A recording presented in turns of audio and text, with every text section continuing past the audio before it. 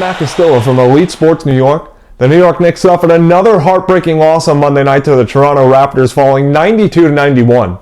They had a 17-point lead at one point in the game, but we have seen the Knicks blow big leads all season, and Monday night was just another example. DeMar DeRozan was too much to handle as he had the game-high 37 points and the go-ahead bucket late in the final few seconds of the fourth quarter. The New York Knicks failed to pay attention to detail because they had a foul to give. DeMar DeRozan wasted a lot of clock dribbling. The Knicks had opportunities to foul him to make them inbound the ball again, but they didn't. And then we see DeMar DeRozan bury a tough shot over Derrick Rose, who played pretty good defense. It was just a nice shot by DeMar DeRozan. In the end, it was Carmelo Anthony who had the chance to be hero once again. He had a wide open three as time expired, but this time around was not able to hit the clutch shot as the Knicks fell in another close game. The Knicks will look to bounce back when they face the Orlando Magic at the Amway Arena tonight. The Magic currently are in 14th place in the Eastern Conference with a 22-38 record and are only 2 games back from reaching the Knicks in the 12th spot.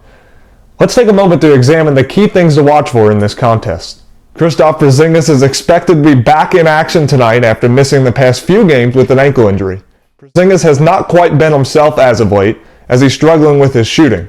The past 2 months, he has been below his season averages in points per game. But to have him back on the floor is a plus for the Knicks. He's the second leading scorer and is capable of getting hot in a hurry. The New York Knicks need to feed the ball to Derrick Rose tonight. There's something about this matchup against the Magic that he likes. In fact, Rose is averaging 18.5 points per game against the Magic this season. He's even ahead of Carmelo Anthony, who's averaging only 17 points against them. The New York Knicks need to focus on Terrence Ross, who the Magic traded Serge Ibaka for before the trade deadline.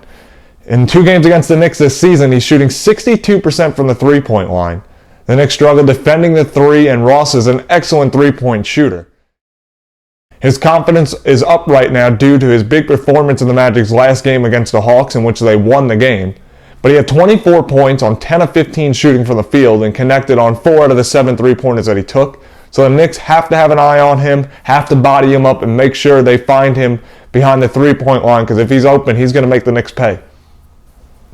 The New York Knicks also have to keep their turnovers to a minimum, something else they've struggled with this season. But the last time they played the Magic on January 2nd, they turned the ball over 20 times, which the Magic scored 14 points off of those turnovers. The Knicks have the better team than the Magic, and this is a game that the Knicks need to win. They got to beat the teams that they're supposed to.